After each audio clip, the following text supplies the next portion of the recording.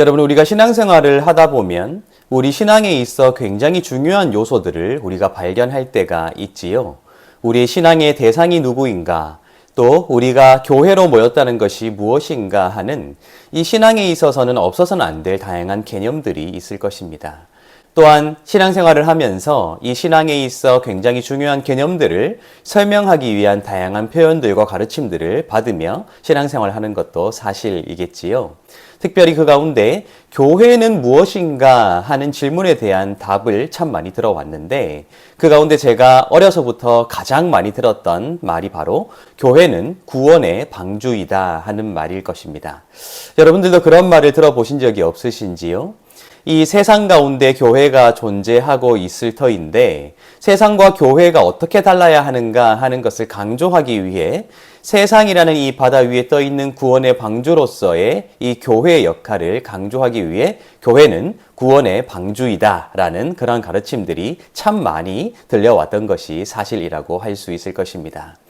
교회, 구원의 방주로서의 교회가 무엇을 가리키는가 하는 것을 생각해 보면 건축물로서의 예배당은 아닐 것입니다. 하나님을 믿는 자들, 예수를 그리스도로 고백하기에 하나님의 자녀가 된 자들의 모임인 이 교회가 바로 구원의 방주라는 가르침일 텐데, 과연 어떤 의미에서 교회는 구원의 방주라고 말하는 것일까 하는 것을 우리가 한번 생각해 볼 필요는 있지 않을까라는 생각을 해보게 됩니다. 오늘 우리는 시편 53편을 함께 읽을 텐데요. 교회가 구원의 방주라는 그 가르침을 뒷받침할 수 있는 내용이 기록되어 있는 것이 아닐까라는 생각을 해보게 되는데, 제가 읽어드릴 테니까 한번 들어보시기 바랍니다. 다윗의 마스길, 인도자를 따라 마할랏에 맞춘 노래. 어리석은 자는 그 마음에 이르기를 하나님이 없다 하도다. 그들은 부패하며 가증한 악을 행하며 선을 행하는 자가 없도다. 하나님이 하늘에서 인생을 굽어 살피사 지각이 있는 자와 하나님을 찾는 자가 있는가 보려 하신즉 각기 물러가 함께 더러운 자가 되고 선을 행하는 자 없으니 한 사람도 없도다. 죄악을 행하는 자들은 무지하냐. 그들이 떡 먹듯이 내 백성을 먹으면서 하나님을 부르지 아니하는도다. 그들이 두려움이 없는 곳에서 크게 두려워하였으니 너를 대항하여 진친 그들의 뼈를 하나님이 흩으심이라. 하나님이 그들을 버리셨으므로 내가 그들에게 수치를 당하게 하였도다. 시온에서 이스라엘을 구원하여 줄 자 누구인가? 하나님이 자기 백성의 포로된 것을 돌이키실 때에 야곱이 즐거워하며 이스라엘이 기뻐하리로다. 아멘. 오늘 이 다윗의 마스길은 다분히 창세기의 한 장면을 상기시키는 것이 사실일 것입니다. 그 장면은 바로 창세기 6장부터 9장에 기록되어 있는 홍수 사건이라고 할 수 있을 것입니다. 하나님께서 이 땅에 인간을 지으신 것을 한탄하였다. 왜냐하면 선을 행하는 자가 없고 악이 관영하였기 때문이다 라는 내용들로 채워져 있는 것이 창세기 6장부터 시작하는 홍수 이야기의 핵심적인 내용이기에 오늘 이 시편 53편에 기록되어 있는 표현들이 다분히 이 홍수 사건을 가리키는 것이 아닐까, 상기시키는 것이 아닐까 우리가 생각해 보게 된다는 것입니다. 특별히 1절부터 3절까지의 내용이 그러하지요. 어리석은 자는 그의 마음에 이르기를 하나님이 없다 하도다 라고 되어 있고요. 하나님이 하늘에서 인생을 굽어 살피사 지각이 있는 자와 하나님을 찾는 자가 있는가 보려 하신즉 각기 물러가 함께 더러운 자가 되고 선을 행하는 자 없으니 한 사람도 없도다 라고 함으로써 홍수라는 심판이 있기 전 세상을 묘사하고 있는 창세기의 내용과 무척 닮아 있다고 할 수 있을 것입니다.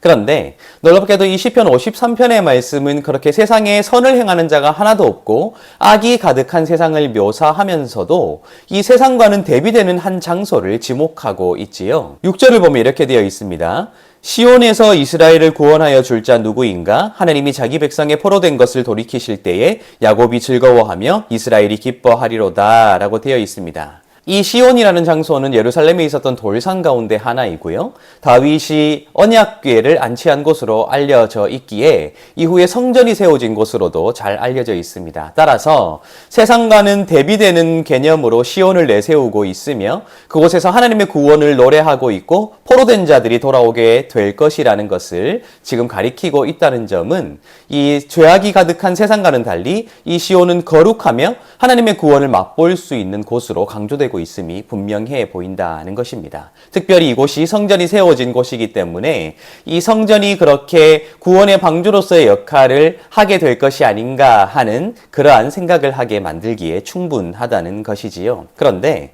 우리가 잘 생각해 볼 필요가 있습니다. 지금 오늘 이 말씀에는 시온이라는 장소가 언급되면서도 동시에 포로가 언급되고 있다는 사실이 중요합니다. 이 포로가 어떻게 발생하였는가?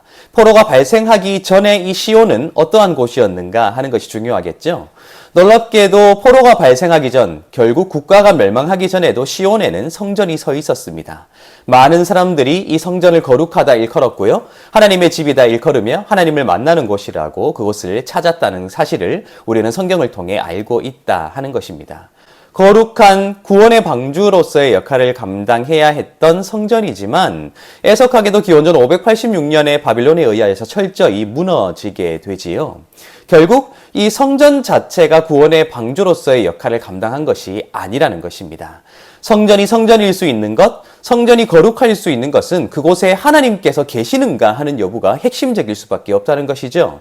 하나님께서 계신다면 하나님의 집으로서 하나님과 하나님의 백성들이 만나는 곳으로서 기능하게 되지만 하나님께서 그곳을 버리시고 떠나신다면 이방인들에 의해서 짓밟힐 수밖에 없는 일반적인 건축물일 수밖에 없다는 사실이 구약 성경에 고스란히 기록되어 있는 것이죠. 특별히 에스겔서를 나중에 한번 읽어보시기 바랍니다. 성전에서 우상 숭배를 하자 하나님의 영광이 어떻게 성전을 떠나게 되는가 하는 것을 구체적으로 묘사하고 있기 때문입니다. 결국 시편 53편에서 시온이라고 부르는 곳은 단순히 그 장소 자체가 거룩하다는 것을 강조하기 위한 목적이 아닐 것입니다. 하나님께서 우리를 버리셨으나 우리를 버리시고 우리가 포로가 되었으나 다시 우리가 하나님을 섬기기 시작할 때 다시 그곳에서 우리를 만나 주실 것이다. 그곳에 하나님께서 거하시기 위하여 하나님께서 임재하시기 위하여 우리가 어떤 삶을 살아가야 할 것인가 하는 것을 말하기 위해서 시온을 보여주고 있는 것이지요. 여러분, 교회가 구원의 방주라는 말을 하곤 합니다. 맞습니다. 교회는 그러한 역할을 해야 할 것입니다. 그러나 교회가 하나님 백성으로서의 정체성을 잃어버리게 되면 교회가 구원의 방주라는 말은 단지 껍데기만 남은 허울뿐인 말이 되고 만다는 사실을 우리가 기억해야 한다는 것이지요. 우리는 하나님의 거룩한 백성이 되지 못하고 하나님의 백성다운 삶을 살아가지 못하면서도 단지 습관적으로 교회가 하나님의 구원의 방주다라고 주장하는 것은 굉장히 위험할 수 있다는 것이죠. 왜냐하면 사람의 모임 그 자체를 신성시하게 되기 때문입니다. 여러분, 교회가 구원의 방주라고 하면서도 참 많이 손가락질을 받아왔던 역사를 우리는 여전히 기억하고 있고 그 역사 한가운데를 살아가고 있습니다. 단지 우리의 주장만 남을 것이 아니라 이제 우리가 어떻게 그 역할을 다시 감당하게 될 것인가 하는 것을 깊이 있게 고민할 때가 되었다 하는 것입니다. 교회가 구원받은 자의 모임이 되기 위하여 또 많은 사람들을 구원케 하기 위하여 마땅히 하나님 백성으로서의 정체성을 회복해 나아가기 위하여 오늘 이 시편 53편이 우리에게 전수되어 읽히고 있다. 반드시 기억해야 하지 않을까요? 날마다 그러한 삶을 살아가시고 하나님의 구원을, 그 기쁨을 누리시고 많은 사람들을 그 구원의 길로 인도할 수 있는 저와 여러분들의 삶이 되시기를 예수님의 이름으로 축복합니다.